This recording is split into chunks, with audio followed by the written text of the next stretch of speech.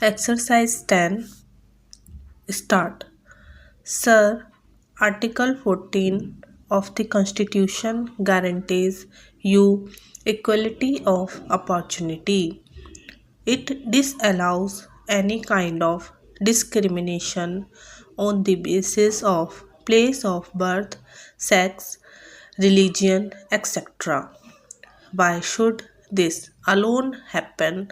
That when it comes to the question of recruiting men to the army or the armed forces, you should think of the volume of population, the number of recruitable male population in a state, and then base your recruitment to a particular regiment on the basis of these figures. So, I would plead that the whole matter be reconsidered. Otherwise, what would happen is that on these two counts alone, the disparity in pensions, the reduction in the recruitment quota to the various regiments of the armed forces, the resentment against these policies and these procedures would continue to go on, and one day this can burst in such a big dimension that it will not be controllable. I would also plead for some other benefits to the ex servicemen. For example, you have reserved 10% of posts or 15% posts in the various public sector undertakings in the departments of the Government of India, in the state governments for persons retired from armed forces. But have you ensured that the system is working well? Where is the monitoring system? Is there any monitoring system in this country under the control of the Ministry of Defense, or let us say tagged on to the Directorate of Resettlement and Rehabilitation, which ensures that whatever percentage was fixed for every state, for every department, for every public undertaking has been implemented, and the people who served in the prime of their life in the armed forces of their country, who gave their sweat and toil, sometimes their blood also, are not driven from pillar to post just at the suggestions of a few clerks and petty officials. They are the heroes of the armed forces, but they have to suffer the insults and injuries, and they have to suffer the irritants which you cannot imagine. Here, all members of parliament, including the Minister of Defense, will award laurels to the armed forces. But when a man retires from the armed forces, he is driven from pillar to post.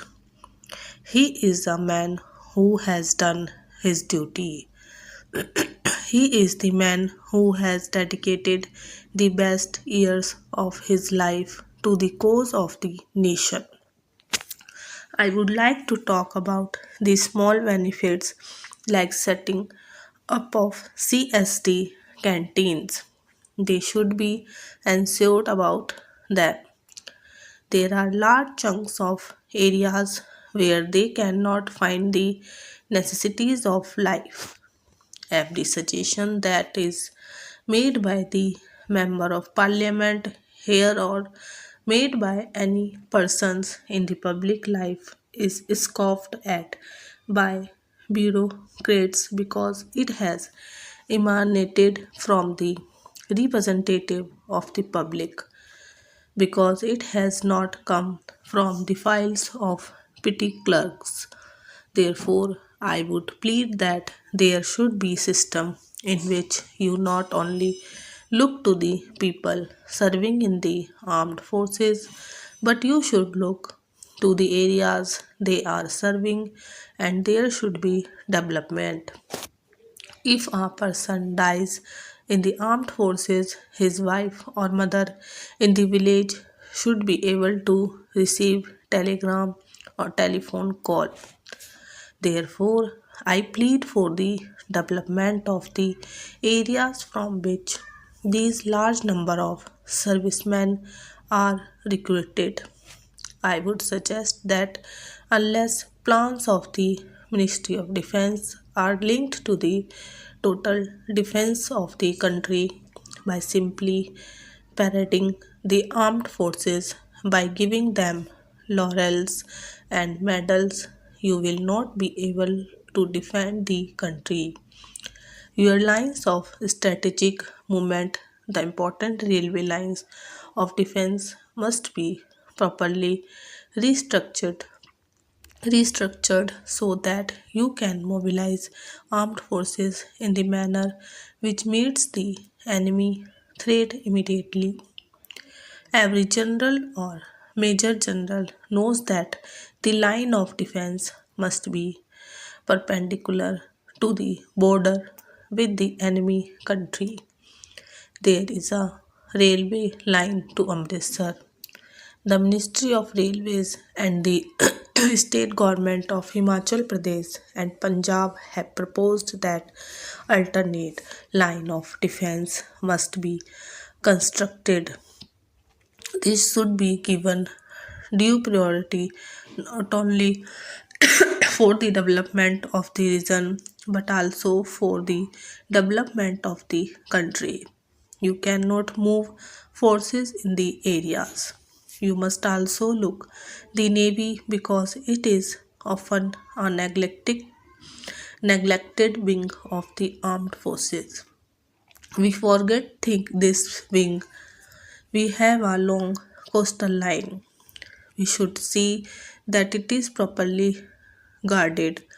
Now that the Indian Ocean is going to become the seat of gunpowder with the US design looming dark in the region, we must not risk. We should be alive to the threat not only from across the borders but also from the coastal side.